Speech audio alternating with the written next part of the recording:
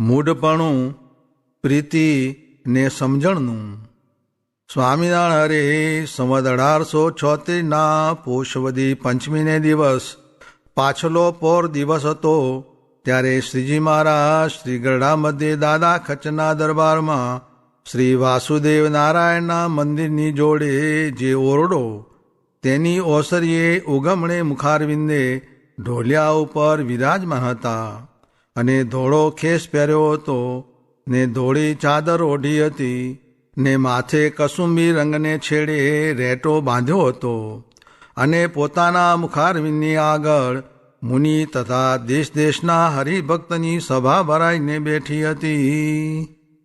તે સમયે મુક્તાનંદ સ્વામીએ પ્રશ્ન પૂછ્યો, જે ભગવાનને પ્રસન્ન કરવાના સાધન અનંત પ્રકારના શાસ્ત્રમાં કયા છે, પણ તે મધ્યે એવું એક સાધન કયું બળવાન છે જે સમગ્ર સાધન કરીએ જેવા ભગવાન પ્રસન્ન થાય, તેવા એક સાધને કરીને ભગવાન રાજી થાય, તે એવો એક ઉપાય કહો.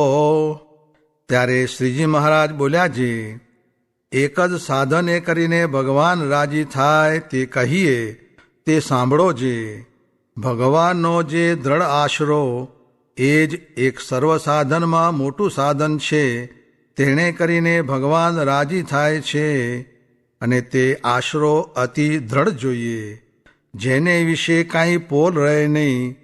તે આશરામાં 3 ભેદ છે. એક મૂઢપણે કરીને ભગવાનનો આશ્રય થાય છે, તે અતિ મૂઢ હોય, તેને બ્રહ્મા જેવો હોય, તે આશ્રયમાં ડોલાવે તોય પણ ડોલે નહીં. અને બીજો પ્રકાર એ છે જે ભગવાનમાં જે પ્રીતિ તેણે કરીને ભગવાનનો દ્રઢ આશરો થાય છે, તે જેને દ્રઢ પ્રીતિ હોય તે પરમેશ્વરને મૂકીને બીજા પદાર્થમાં જોરાવરી પ્રીતિ કરે તોય પણ થતી નથી. એવી રીતે દ્રઢ પ્રીતિએ કરીને ભગવાનનો દ્રઢ આશરો કહેવાય છે. અને ત્રીજો પ્રકાર એ છે જે જેને બુદ્ધિ વિશાળ હોય, તે ભગવાનનું સગુણ નિર્ગુણપણું તથા અન્વય વ્યતિરેકપણું તેને સમજતો હોય અને ભગવાનની માયા થકી જે સર્ગ થયો છે તેને સમજતો હોય અને ભગવાનના જે પૃથ્વીને વિશે અવતાર થાય છે તેની રીતને સમજતો હોય અને જગતની ઉત્પત્તિ કાળે ભગવાન જે પ્રકારે અક્ષર રૂપે વર્તે છે તથા પુરુષ પ્રકૃતિ રૂપે વર્તે છે તથા વિરાટ પુરુષ રૂપે વર્તે છે તથા બ્રહ્માદિક પ્રજાપતિ રૂપે વર્તે છે તથા જીવના કલ્યાણને અર્થે નારદ સનકાદિક રૂપે વર્તે છે, એ સર્વ રીતને સમજી જાણે અને પુરુષોત્તમ ભગવાનને સર્વથી પર ને નિર્વિકાર સમજતો હોય, એવી રીતે જેની દ્રષ્ટિ પહોંચતી હોય તેને બુદ્ધિએ કરીને ભગવાનનો દ્રઢ આશરો છે. તે બીજાનો ટાળ્યો ટળે નહીં ને પોતાનો પણ ટાળ્યો ટળે નહીં. અને ભગવાન મનુષ્ય દેહને ગ્રહણ કરીને સમર્થપણે અથવા અસમર્થપણે વર્તતા હોય તો તેને દેખીને તેની બુદ્ધિને વિશે ભ્રાંતિ થાય નહીં. એમ કહીને પછી શ્રીજી મહારાજ બોલ્યા, જે કહો તો તમને એક પ્રશ્ન પૂછું. ત્યારે મુક્તાનંદ સ્વામી બોલ્યા, જે પૂછો મહારાજ. પછી એમ પૂછ્યું, જે અમે કહ્યા જે 3 અંગ, તેમાં તમારું કયું અંગ છે? અને એ 3 અંગ ભગવાનના ભક્તને મિશ્રિત હોય, પણ તેમાં જે અંગ પ્રધાન હોય તેનું તે અંગ કહેવાય. તો મૂઢપણું, પ્રીતિ અને સમજણ, એ જે 3 અંગ, તેમાં તમારું કયું અંગ છે? પછી મુક્તાનંદ સ્વામી તથા બ્રહ્માનંદ સ્વામી બોલ્યા, જે અમારે તો સમજણનું અંગ છે. અને બીજા સાધુએ પણ જેને જે અંગ હતા તે કહ્યા. ઇતિ વચનામૃતમ, એ રીતે ગરડા પ્રથમ પ્રકરણનું 33મું વચનામૃત જે તે થયું. એક જણે લાખ રૂપિયાની બુદ્ધિ લીધી, તેમજ મોક્ષની બુદ્ધિ પણ અનેક પ્રકારની મોટા થકી શીખાય છે. સ્વામિનારાયણ સ્વામીએ વાત કરી, જે શ્રી કૃષ્ણને બાણ વાગ્યા ને પ્રહલાદને ન વાગ્યા, એ પણ ભગવાનનું કર્તવ્ય સમજવું. સ્વામિનારાયણ સ્વામીએ વાત કરી, જે આ વાતું તો જેના ભૂંડા આશય હશે તેને દબાવી દઈને પણ ઉપર નીકળે એવી છે. સ્વામિનારાયણ હરે સ્વામીએ વાત કરી જે ગામ મોટા ગોખરવાડામાં વાત કરી જે ભગવાન થકી જ ભગવાન ઓળખાય છે. સ્વામિનારાયણ હરે સ્વામીએ વાત કરી જે ગામ મોટા ગોખરવાડામાં વાત કરી જે ભગવાન થકી જ ભગવાન ઓળખાય છે. સ્વામિનારાયણ હરે સ્વામીએ વાત કરી જે પોતાનું કલ્યાણ કરવામાં દ્રષ્ટિ બરાબર રાખવી ને બીજાનું કલ્યાણ તો લોંટો જોટો કરવું. સ્વામિનારાયણ હરે સ્વામીએ વાત કરી જે અનેક પ્રકારના પાપી જીવ છે તેને સમજાવવા એ જ ભગવાનનો પ્રતાપ છે. સ્વામિનારાયણ હરે સ્વામીએ વાત કરી જે અનેક પ્રકારના પાપી જીવ છે તેને સમજાવવા એ જ ભગવાનનો પ્રતાપ છે. સ્વામિનારાયણ હરે સ્વામીએ વાત કરી જે આપણને જે લાભ મળ્યો છે એ તો કાંઈ કહેવાય નહીં, માટે હવે તે જાળવી રાખો. સ્વામિનારાયણ હરે સ્વામીએ વાત કરી જે જાળિયામાં હીરાભાઈને ઘેર શ્રીજી મહારાજે શરીરે મંદવાળ જણાવ્યો ને પછી મુક્તાનંદ સ્વામી આદિક પરમહંસને કહ્યું, આપણા પરમહંસ તથા સત્સંગી એ સર્વેને તો એમ નિશ્ચય કરવો જે આપણે તો એ અક્ષરરૂપ મુક્તની પંક્તિમાં ભળવું છે ને અક્ષરધામમાં જઈને અખંડ ભગવાનની સેવામાં હજુર રહેવું છે.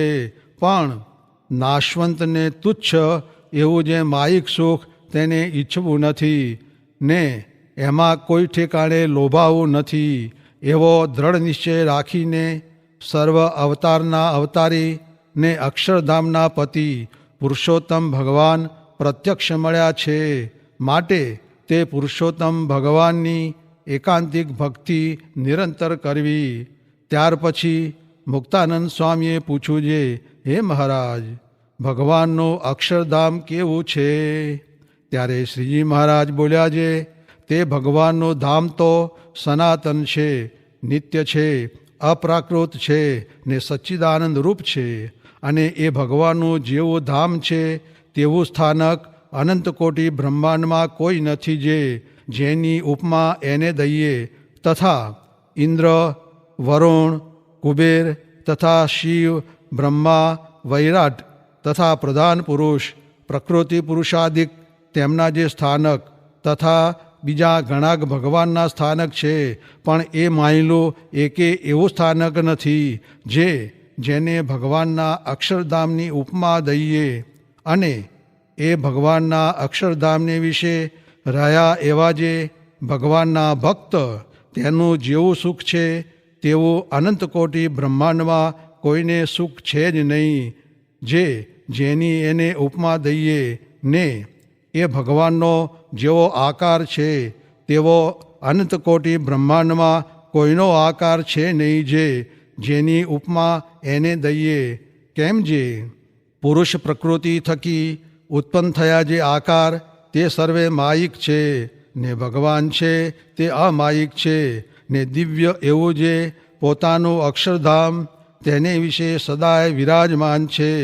તે દૃષ્ટાંતે કરીને કહીએ છીએ જે જેમ પર્વત, વૃક્ષ, પશુ, પક્ષી, મનુષ્યાદિક જે આકૃતિ તેણે સહિત એવી જે આ સમગ્ર પૃથ્વી તે બિલોરી કાચની હોય ને આકાશને વિશે જે સમગ્ર તારા છે તે સર્વે સૂર્ય હોય તેને તેજે કરીને સમગ્ર આકૃતિય સહિત બિલોરી કાચની પૃથ્વી જેવી પ્રકાશમાન થાય છે ને શોભે છે.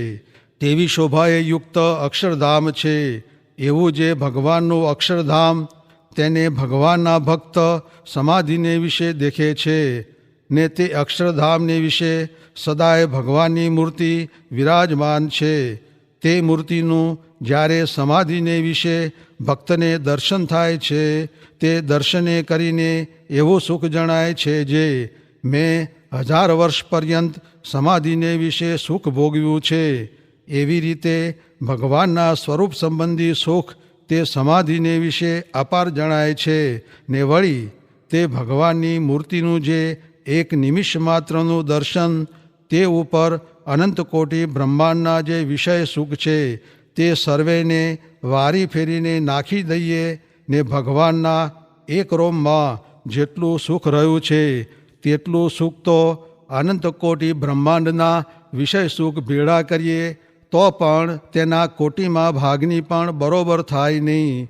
એવું અક્ષરધામને વિશે ભગવાનની મૂર્તિનું ભગવાનના ભક્તને અખંડ સુખ આવે છે ને અષ્ટ આવરણ થકી પર જે અક્ષરધામ ને તે અક્ષરધામના અનંત તેજને લીન કરી નાખે એવું એ પુરુષોત્તમના એક રોમનું તેજ છે ને એ જે સાકાર પુરુષોત્તમ તેની હે પરમહંસો આજ તમને સર્વેને સાક્ષાત્કાર પ્રાપ્તિ થઈ છે ને તમોને દેહ ત્યાગ કર્યા કેડે એ ધામને હું મારા બળે કરીને સર્વેને પમાડીશ, પણ સાધને કરીને એ ધામ પમાતું નથી ને બીજું એ ધામને વિશે જે મુક્ત રહ્યા છે તેના દેહનો આકાર કેવો છે તો આ બ્રહ્માંડને વિશે જે સ્ત્રી ને પુરુષ તેનો જે આકાર છે તેના બે લિંગથી વિજાતીય તે મુક્તનો આકાર છે, પણ સ્ત્રીના જેવો કે પુરુષના જેવો આકાર નથી. એ બે આકારે વર્જિત બ્રહ્મમય તનુ છે ને તે મુક્તને એક પુરુષોત્તમના બે ચરણારવિંદની ઉપાસના છે ને તે સાથે જ રમણ છે ને બીજા ધામોને વિશે તો ચાર ચરણારવિંદની ઉપાસના છે ને તે સાથે રમણ છે ને સ્ત્રી છે તે પોતાના પુરુષ સાથે પણ રમણ કરે છે ને પુરુષોત્તમની મૂર્તિ છે તે સાથે પણ રમણ કરે છે ને જે પુરુષ છે તે પણ પોતાની સ્ત્રીના ચરણારવિંદની સેવા તત્પર થઈને કરે છે ને નવધા ભક્તિએ કરીને પુરુષોત્તમની સેવા પણ કરે છે. એવી જાતની જે ઉપાસના ને ભક્તિ તે અક્ષરધામને વિશે નથી, બીજા ધામોને વિશે છે ને તે અક્ષરધામ મારું છે. પછી પરમહંસે પૂછ્યું જે હે મહારાજ કેવા ભક્ત હોય તે કેવા ધામને પામે? ત્યારે શ્રીજી મહારાજ બોલ્યા છે અક્ષરરૂપ પોતાના આત્માને માનીને પુરુષોત્તમ ભગવાનની મૂર્તિને અખંડ તેલધારાની પેઠે સંભાળતા હોય એવા જે એકાંતિક ભક્ત તે તો અક્ષરરૂપ થઈને પુરુષોત્તમ નારાયણની સેવામાં હજુ રહે છે ને તે ભક્તને ભગવાન કેવું સુખ આપે છે તો જેવું ભગવાનને પોતાની મૂર્તિનું સુખ છે તેવું તે ભક્તને પણ ભગવાન સુખ આપે છે ને સાચી ઉપાસના ને એકાંતિક ધર્મ એ બે સંપૂર્ણ હોય તો તે અક્ષરને પામે છે ને ઉપાસનામાં તથા નિર્વાસનિકપણામાં કસર હોય તો ભગવાનના ગોલોકાદિક ધામને પામે છે ને બહુ સવાસનિક હોય તો પ્રધાન પુરુષ તથા વૈરાટાદિકને પામે છે. અને ઉપાસનાને એકાંતિક ધર્મ એ બેમાં કસર હોય તો બ્રહ્માદિક જેવા થાય છે ને ગુણબુદ્ધિવાળા હોય ને સાધુની સેવા ચાકરી કરતા હોય તો ઇન્દ્ર જેવા થાય છે ને થોડી સેવા ચાકરી કરતા હોય તો દેવતા થાય છે ને સંતનો ગુણ જ લે તો તેને જમપુરી આળસે. એવી રીતે સમજણમાં ભેદે કરીને પ્રાપ્તિમાં પણ બહુ જ ફેર રહે છે. એવી રીતે શ્રીજી મહારાજે પરમહંસ આગળ પોતાના પુરુષોત્તમપણાના મહિમાની બહુ પ્રકારની વાર્તા કરી.